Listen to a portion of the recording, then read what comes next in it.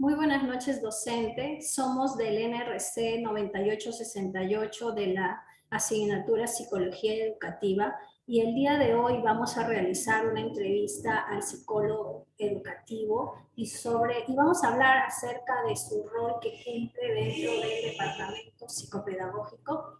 Y para esto tenemos el honor de invitar al psicólogo Bill Anthony Córdoba Flores, que labora en la institución educativa 0028 Jesús y María del distrito La Molina en la ciudad de Lima.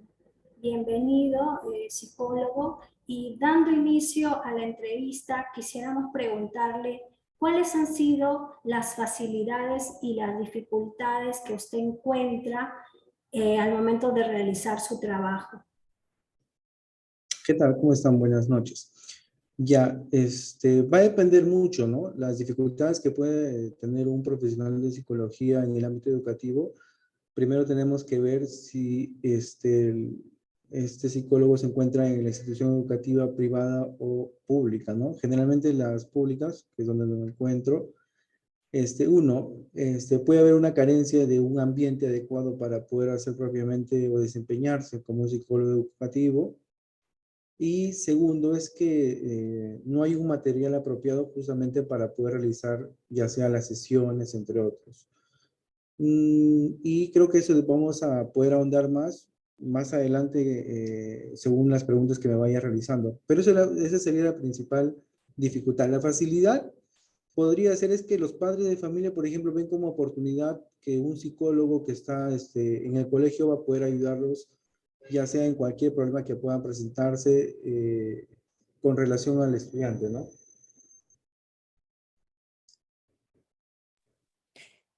Perfecto, muy buenas noches. Mi nombre es Doris Murriel y me gustaría poderle hacer la siguiente pregunta. Durante su experiencia como psicólogo educativo, ¿se le ha presentado algún caso en particular que le haya tomado tiempo resolver? Me gustaría que nos comente un poco al respecto, por favor. Sí, hubo una oportunidad en un colegio que era del distrito de Ate, que se presentó un caso de cutting. Ya, este caso es interesante, ¿por qué? Porque fue derivado un alumno porque tenía problemas con la familia, tenía un bajo desempeño académico, que era como lo había descrito la tutora, y deseaba que podamos ver cuál era el principal problema que estaba afectando justamente su rendimiento. Al momento de hacer la entrevista, nos dimos cuenta que sí, venía de una familia disfuncional, la mamá estaba teniendo un nuevo compromiso, ya estaba conviviendo con esta persona recién ese año. El problema era que la persona o este menor, que era un adolescente de segundo de secundaria, segundo C, no estaba aceptando justamente que su mamá pueda tener esta relación.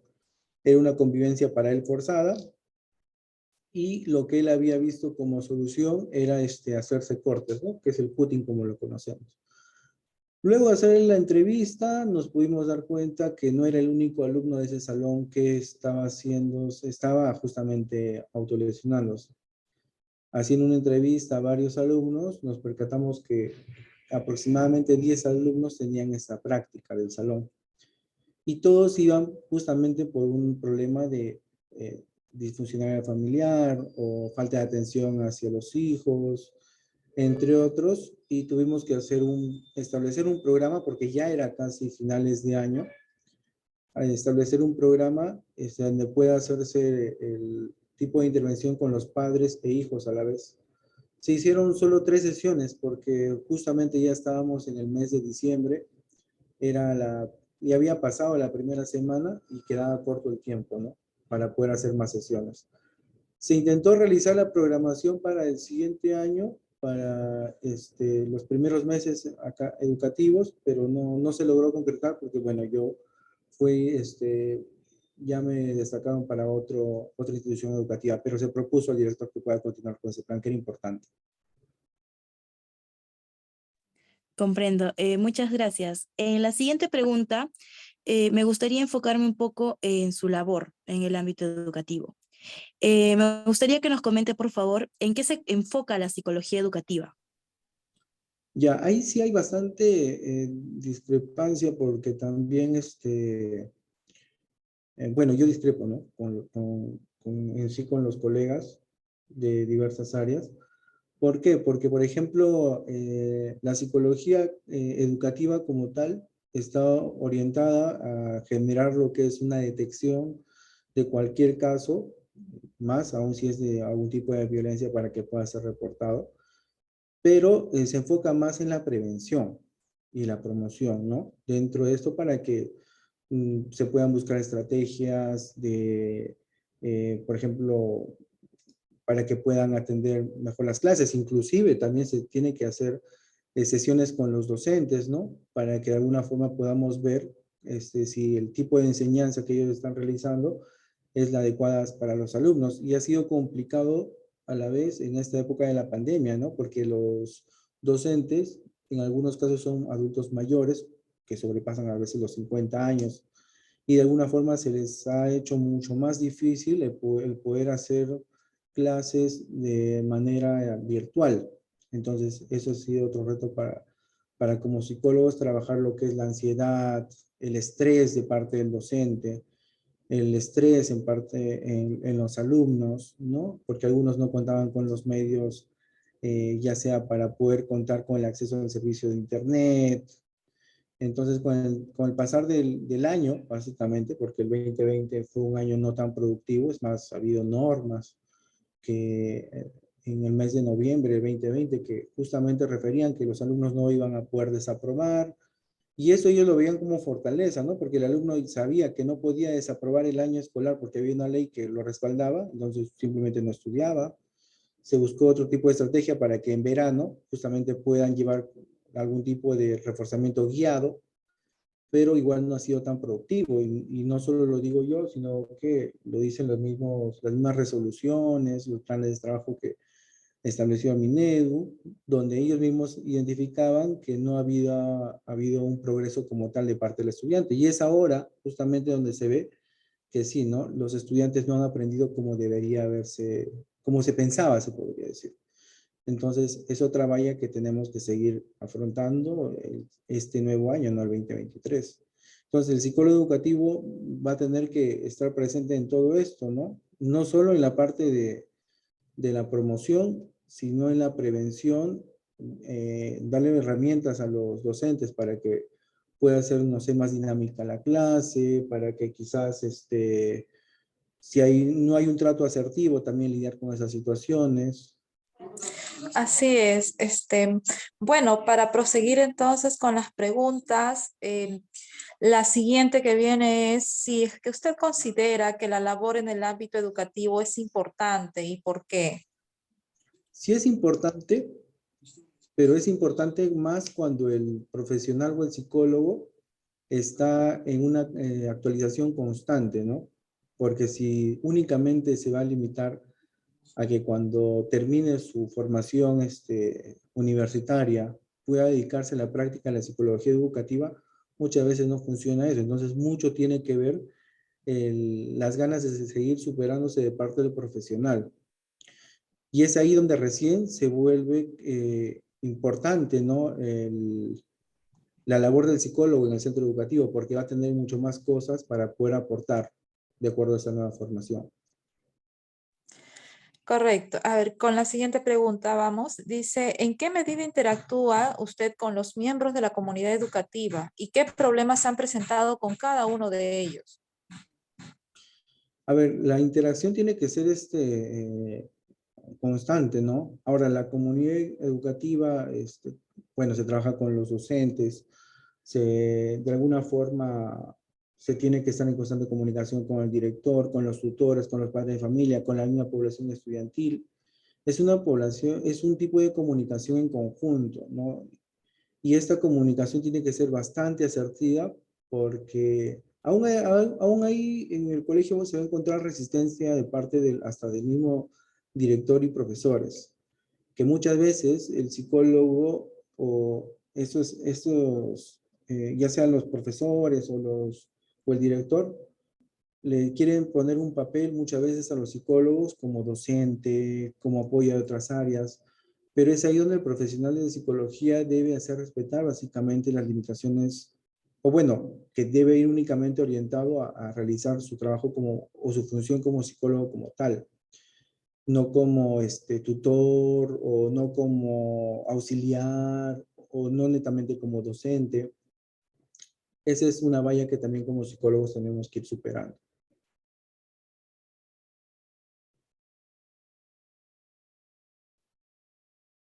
Y yo creo que eso sería todo con la respuesta a tu Tu pregunta. audio, María Elena, tu audio.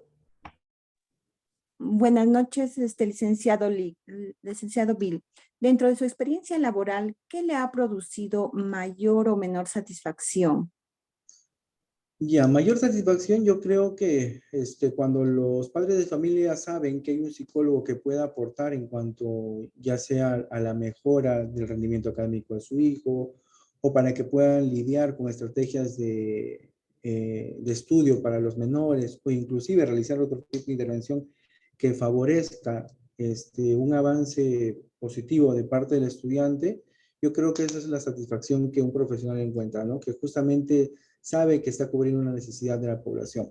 Ahora, ¿cuál es la menor satisfacción? Que es lo que les comentaba, ¿no? Que muchas veces el director de los centros educativos no valora mucho el trabajo que realiza este profesional psicólogo, sino que lo van a ver muchas veces como un apoyo, entre comillas, y algunos hasta terminan haciendo el papel de hasta de auxiliar, ¿no? Que es algo que es común ver. Y a veces cuando el psicólogo de alguna forma quiere mostrar que únicamente su función es de hacer el trabajo como psicólogo, ahí es donde a veces hay hasta problemas en cuanto a relacionarse con la propia institución o con el director. Es un tema que la verdad también es necesario que estén constantemente actualizados y capacitados los que dirigen una institución educativa. Yo creo que esa sería la menor satisfacción que uno encuentra en un colegio. Entiendo. Y para usted, ¿qué importancia tiene la escuela de padres y cómo influyen en el desarrollo educativo de los estudiantes? Es importante, ya es bastante importante esto. ¿Por qué? Porque muchas veces, bueno, primero para ser realistas, en las escuelas de padres no existen los padres como tal, ¿no?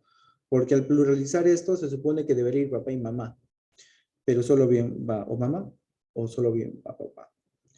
Entonces, esto es para que de alguna forma uno lo utilizan, que es algo curioso, para hablar sobre temas como la PAFA, temas que van relacionados netamente en la institución educativa. Y es ahí donde yo creo que el psicólogo puede sacar bastante provecho de esto, porque si realizan un buen cronograma de actividades en función de una escuela de padres, tranquilamente puede hacer una sesión, ¿no? De media hora que de alguna forma les pueda ayudar a hablar sobre un tema, por ejemplo, estilos de crianza, la importancia de la comunicación asertiva con los hijos, o temas relacionados, dirigidos netamente para los padres, pero muchas veces es un poco difícil trabajar esto porque cuando invitas a los papás, vienen con los alumnos, ¿no? Entonces, yo creo que eso tendría que ser bastante bien orientado de parte de los docentes y director para que se pueda trabajar una escuela como tal. Y el cronograma no solo debe estar regido para trabajar con temas netamente de la infraestructura del espacio o del centro educativo, sino temas que de alguna forma puedan ayudar en el aspecto emocional o socioemocional de parte hacia los estudiantes, ¿no? Y también que puedan ayudar a los padres. Yo creo que es importante para eso.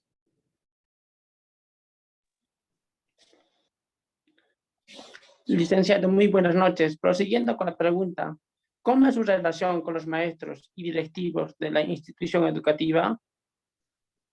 Ya, esto sí es la relación del profesional siempre del psicólogo con los docentes y en mi experiencia personal siempre es buena, porque los docentes y tutores a la vez ven al profesional o al psicólogo como un apoyo, ¿no? Que los pueda ayudar en temas relacionados a casos puntuales que los mismos tutores detectan, se vuelven como un soporte, porque muchas veces sabemos, hasta hay un término que los mismos docentes están un poco cansados de escuchar, ¿no? que hasta los padres dicen que el colegio es el segundo hogar para los estudiantes. Pero creo que los padres de familia se lo toman bastante a pecho, que le dejan toda la responsabilidad a los docentes. Y los docentes ahí es donde se saturan. Porque la función únicamente del docente es enseñar, no ayudarles a formar valores, porque los valores vienen de casa, se supone que se practican directamente en el colegio. Entonces, para poder lidiar con esas situaciones o con casos puntuales, buscan bastante el soporte de la ayuda del psicólogo. Entonces, intervenir a esa población creo que los aligere y es por eso que siempre la relación es bastante buena con los docentes y con el personal. No tanto con, podríamos ir con el director, porque la verdad es preocupante que algunos directores no le tomen consideración al trabajo propio de los casos puntuales, ¿no? Salvo que sea un caso bastante delicado donde sí, ¿no? Demuestran otro tipo de preocupación, pero muchas veces es preocupación al cargo que a la ayuda del menor. Bueno, hay directores y hay directores, ¿no? Como profesionales también. Buenas noches. Siguiendo con las preguntas, ¿qué técnicas utiliza para ganarse la confianza de los estudiantes? Ya, yo creo que una de las principales técnicas que se usan con los estudiantes, muy aparte de ser asertivos, dinámicos, a ellos hablarles, darles una charla sin dinamismo, yo creo que no le toman mucha atención o no le toman, se sienten aburridos, cansados. Quieren que esa sesión o ese tipo de charla o consejería que se está dando con el profesional psicólogo, quieren que se haga lo más corta posible, pero mientras más dinámico, yo creo que la parte dinámica es importante para un psicólogo educativo, logra captar la atención de los estudiantes y es ahí donde recién los estudiantes comienzan a buscar ayuda en el psicólogo para diversos temas, porque ya hay un lazo de confianza que se genera. Es lo que yo creo que el psicólogo educativo debe tener esa herramienta importante y si no, tiene que desarrollarla. Correcto. Y como última pregunta, ¿cuál es su opinión sobre la ley número 29719 que establece designar un psicólogo en las instituciones educativas para prevenir y abordar casos de violencia y acoso sexual? Ya, eso es bastante interesante, ¿sí? Y es una pregunta interesante, ¿por qué? Porque la ley te dice que puedes ser un psicólogo para que pueda hacer trabajos de intervención, diagnóstico, ¿no? En un ámbito educativo. Yo discrepo bastante en eso, porque muchas veces los psicólogos educativos, por ejemplo, cuando eres licenciado, cuando terminas como licenciado en psicología, no tenemos todas las herramientas para poder realizar intervenciones, por ejemplo. Entonces, si tú quieres hacer un diagnóstico, tienes que ceñirte bastante a lo que es el ámbito clínico. La parte clínica es la base de psicología organizacional, educativa, clínica, forense, entre otras. Pero estas 4 que rigen en el Perú, ¿no? Ahora, si de alguna forma tú quieres hacer un buen diagnóstico, ¿qué es lo que te plantea esta ley, ¿no? La 29719 que tú me comentas. Si tú quieres hacer un buen diagnóstico, tienes que saber de clínica, pues. Si no, no vas a poder hacer un diagnóstico como tal. Si tú quieres hacer una prevención, debes, aparte del diagnóstico, saber cuáles son los criterios de diagnóstico, por el que tú digas. Ahora, primero, el psicólogo no diagnostica, ¿no? Da una conclusión diagnóstica. El que únicamente pone la etiqueta del diagnóstico es el psiquiatra. Entonces, nosotros damos una conclusión diagnóstica para poder identificar este problema. Tenemos que saber realizar un plan de intervención. Y ahora, ¿dónde surge el plan de intervención? Cuando te formas en valga la redundancia, una formación psicoterapéutica. Un plan de intervención desde el cognitivo-conductual, o desde la terapia relacional emotiva, o si eres humanista como tal, rogeliano, psicoanalítico. Entonces, el profesional que de alguna forma quiere de alguna forma pegarse a esta ley, tiene que ser un psicólogo completo, con una formación. La formación generalmente para ser psicoterapeuta es de 2 años. Entonces, ahí está la primera limitación de los profesionales, porque muchas veces terminas tu carrera como psicólogo y te dedicas a trabajar. y aprendes de la práctica, entre comillas, pero no tienes una formación como tal, pues como el psicólogo en sí cuando termina la carrera de psicología es psicólogo que da consejería y orientación, nada más, no da terapia. Terapia da cuando te formas 2 años más, y es ahí donde se cumple la ley. Es por eso que yo escribo bastante cuando vas a realizar una intervención en un colegio, ¿no? La mayoría de los psicólogos que hacen en los colegios solo detectan casos y lo derivan a una posta. Genial, eso es lo que pueden hacer porque no tienen una formación. Ahora, si eres un psicólogo educativo que tiene una formación psicoterapéutica, genial, ¿no? Puedes hacer una intervención. Podrías hacer una derivación como tal. Puedes hacer un diagnóstico como tal. Entonces, ahí queda la reflexión de ustedes que son los futuros colegas, ¿no? Que de alguna forma el aprendizaje siempre tiene que ser constante, porque si quieres ser un psicólogo educativo como tal, no sé, tal vez quieres ser de un SEBA, de un CEBE, de una institución, por ejemplo, básica regular, entonces tienes que estar en constante actualización para eso, porque los temas de violencia son bastante delicados. Si un psicólogo educativo en su práctica como psicólogo como tal hace una evaluación, una entrevista a un estudiante y ese estudiante manifiesta que ha sufrido una agresión de violación y te comienza a narrar y tú no sabes cerrar eso, puede entrar en crisis o en depresión el menor. Y si llega a ese caso, hace o genera la denuncia, cuando va el perito dice, sí, cuando lo entrevistan al menor y te dicen, sí, yo lo que me ha pasado le conté al psicólogo. Entonces el psicólogo se convierte en perito. Invitan de alguna forma a este tipo de intervención de caso ya con el juez, al psicólogo, y si no tiene experiencia como perito o no tiene una formación adecuada o de alguna forma no ha sabido lidiar con esto, al final corre el riesgo de perder su colegiatura, pues el psicólogo. Y eso está dentro de las normas del 2017 del Colegio de Psicólogos del Perú. Entonces, por eso es importante que sea psicólogo educativo, forense, clínico, tiene que tener una actualización constante. ¿Por qué también? Muchas veces he visto en los informes de algunos colegas que ponen, ¿no? Hacen su informe psicológico y abajo en letras pequeñas, sin valor legal. Eso es un arma de doble filo, porque tu sello, tu firma, que va impresa en un papel que es un informe, es un documento legal. Y si tú pones sin valor legal, no estás desmereciendo tu profesión y hasta te pueden abrir un proceso si es que la contraparte es bastante astuta. O sea, el psicólogo por eso tiene que estar constantemente actualizado. Los psicólogos que yo he tenido, que he conocido en el camino y han tenido únicamente la práctica, yo siempre les recomiendo, no puedo juzgar el trabajo de los colegas, se les recomienda para que hagan un buen ejercicio de la profesión y nuestra profesión como tal no esté desvalorizada. Yo creo que esa sería la respuesta a tu pregunta. Eso sería todo. Muchas gracias por su tiempo y atención prestada. Buenas noches. Pues cuídense, buenas noches chicos, hasta luego.